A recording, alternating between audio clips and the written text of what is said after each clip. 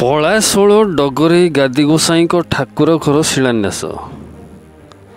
ଜଗତସିଂହପୁର ପଞ୍ଚାୟତ ସମିତି ଅନ୍ତର୍ଗତ ପଳାଶୋଳ ପଞ୍ଚାୟତର 4 ନମ୍ବର ୱାର୍ଡରେ ଅବସ୍ଥିତ ଡଗରେଇ ଗାଦି ଗୋସାଇଁ ଠାକୁର ଘର ଶିଳାନ୍ୟାସ କାର୍ଯ୍ୟକ୍ରମ ଅନୁଷ୍ଠିତ ହୋଇଯାଇଛି।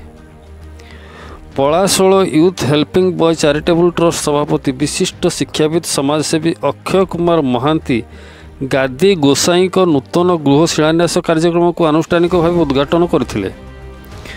ଅନ୍ୟମାନଙ୍କ ମଧ୍ୟରେ Palasol youth helping boy charitable trust ସମ୍ପାଦକ ଯାମିନୀକାନ୍ତ ନନ୍ଦ, ସରପଞ୍ଚ ମେନକା ଦାସ, ସମିତି ସଭ୍ୟ ପ୍ରଦ୍ୟୁମ୍ନ କୁମାର ମଲ୍ଲିକ, ଯୁବ ସମାଜସେବୀ ଋତୁରାଜ ମହାନ୍ତି, ସୁରଜ ବେହେରା, ମାନସ କାଣ୍ଡି ପ୍ରମୁଖ ଯୋଗ ଦେଇଥିଲେ।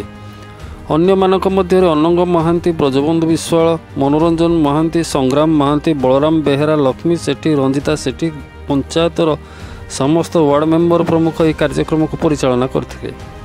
ଜଗତସିଂହପୁରରୁ ଜ୍ୟୋତିରଞ୍ଜନ ପରିଡ଼ାଙ୍କ ରିପୋର୍ଟ, ଜାଗ୍ରତ ଭାରତ ନ୍ୟୁଜ୍।